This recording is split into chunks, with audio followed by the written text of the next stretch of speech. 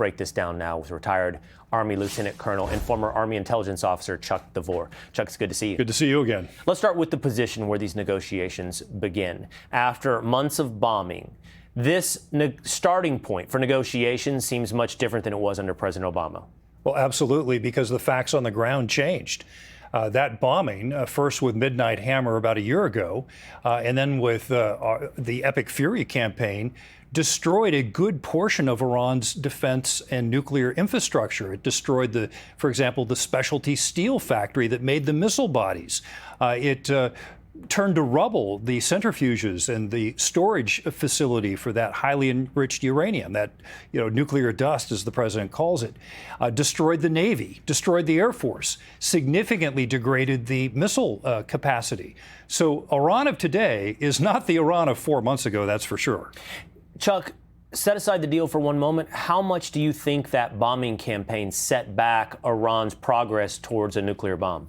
So excluding any sort of economic sanctions, I'd say about 15 years, especially because you have to marry not only the nuclear technology, but you got to marry that up with a delivery system, with a missile that can reach targets. Okay, now let's get to the prospects of this deal. We'll start with the money.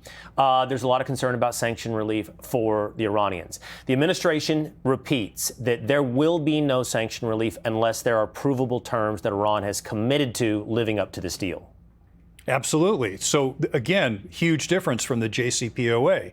What we're talking about here is if Iran actually demonstrates compliance, they get a little bit of relief.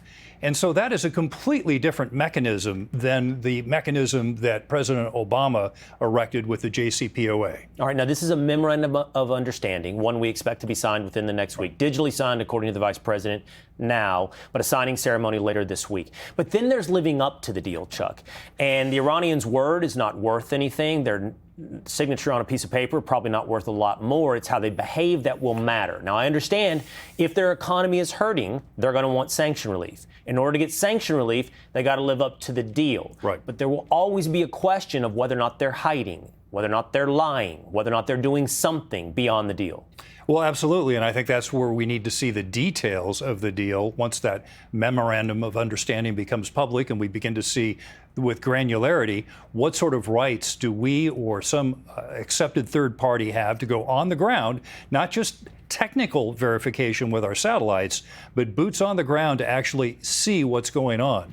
I think that's a key part of it. Another key part of it, which I am very concerned about, is Iran's proxy network. What does Hezbollah do? What does Hamas do? What do the Houthi rebels do?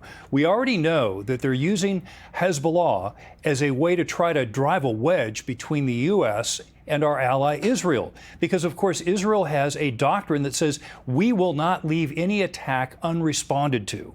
And so you already are beginning to see this effort by presumably the hardliners and the IRGC to drive a wedge between the U.S. and Israel and try to blow up this deal. All right, we have a 60-day window now to flesh out the details of this memorandum of understanding, and then who knows what type of time frame, to your point, to see how they'll behave under the deal, and to your other point, who wins power inside of Iran. And that will be what we'll watch here in the coming future. Thanks so much. Thank you.